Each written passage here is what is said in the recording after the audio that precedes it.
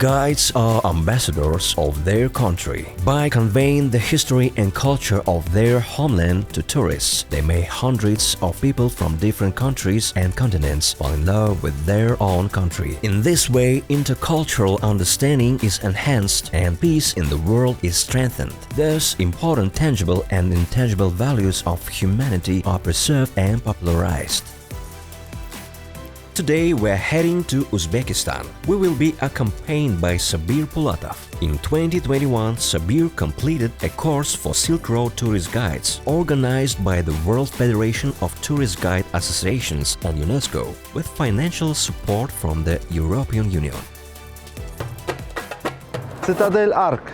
The Ark Citadel is the largest intact structure in all of Central Asia. It was the palace of all the Khans and Padishahs who ruled Bukhara from the 4th century BC to 1920. It is here at the Ark Citadel that Bukhara began.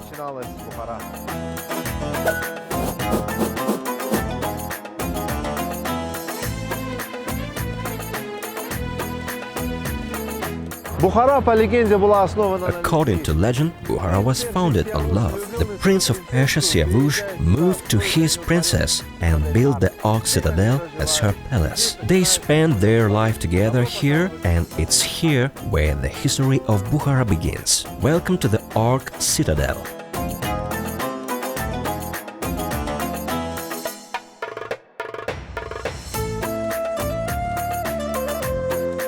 We are now inside one of the unique mosques inside of the Ark. It was fortunately spared from the bombings of 1920. It's a unique mosque built in 1702 during the Ashtarhanid dynasty. Now there is a museum of calligraphy inside where you can find out lots about various styles and approaches.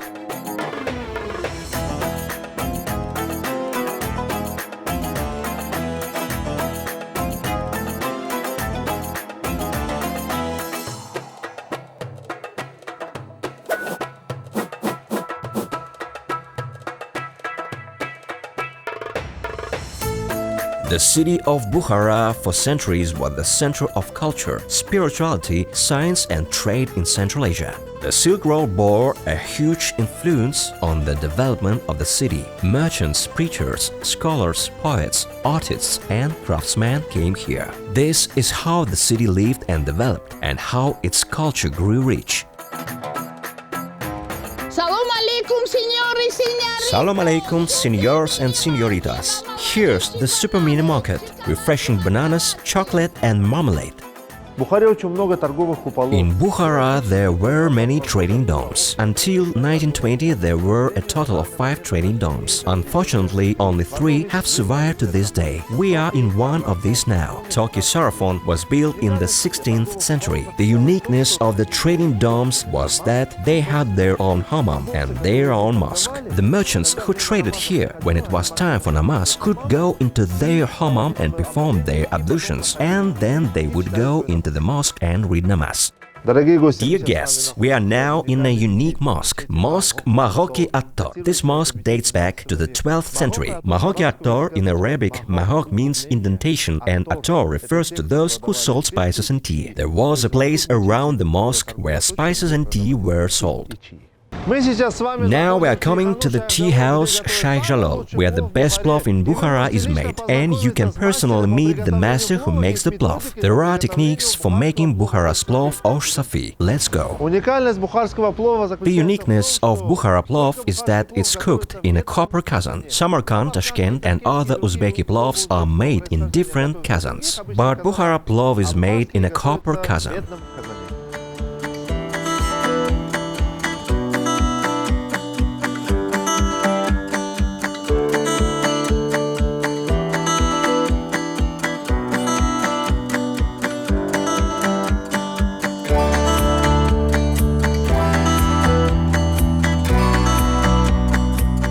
Complex Poicolon. The Poicolon Complex is one of the most central structures in the historic quarter of Bukhara. The complex consists of 4 elements. The foundational structure is Mirarab Madrasa, which was built in the 16th century during the rule of Khan Abdullah of the Shaybani dynasty. The second complex is the Masjid Alon, one of the largest mosques in all of Central Asia, also built in the 16th century during the Shaybani dynasty. What makes these complexes unique is that they are both still in operation today, both the mosque and the madrasa.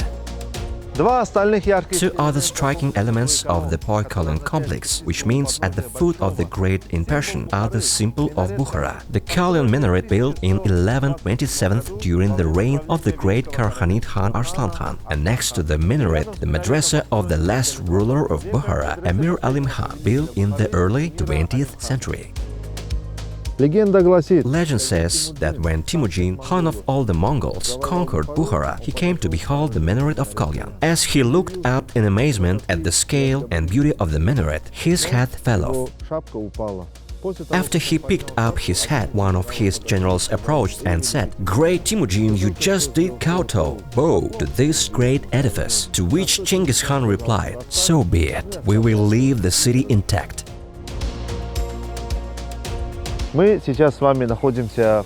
are now in the Labi House complex. The complex consists of 5 elements. This is the Nadir Divan Begi Madrasa, built in the 17th century. The pool was built in the 17th century. The Hanukkah, hidden behind the trees, is also from the 17th century. Across the street you can see the Kukaldash Madrasa, which was built during the reign of the great Abdullah Khan II in the 16th century. Once upon a time, Nadir Divan Begi had a beloved wife who, according to legend, requested an expensive gift. In return for the expensive gift, Nadir Divan Begi asked his wife for a ring. After some time had passed, his wife complained, "Dear husband, instead of giving me a ring, you took one away from me. What was the point of all of this?" To which Nadir Divan Begi replied, "Come, my dear wife, let me show you something." He then revealed this beautiful structure. The madrasa was built for the price of 1 ring.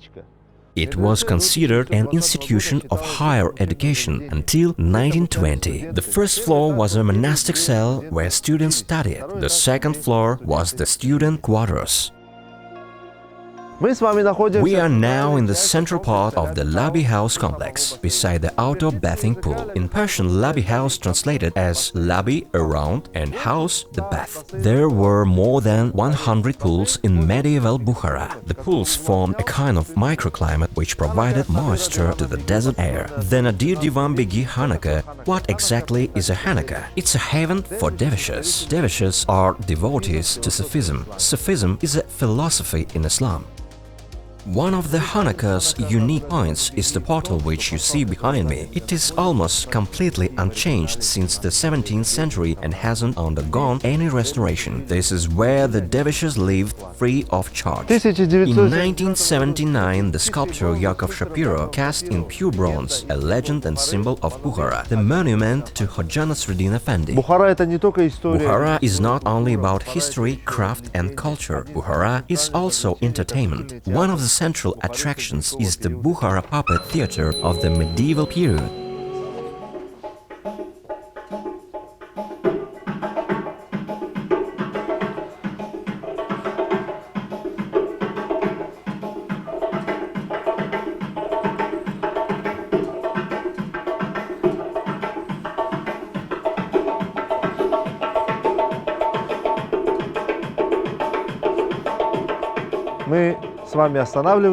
We are now finished with our tour of the beautiful and mysterious Eastern Bukhara. I hope you are happy and enjoyed.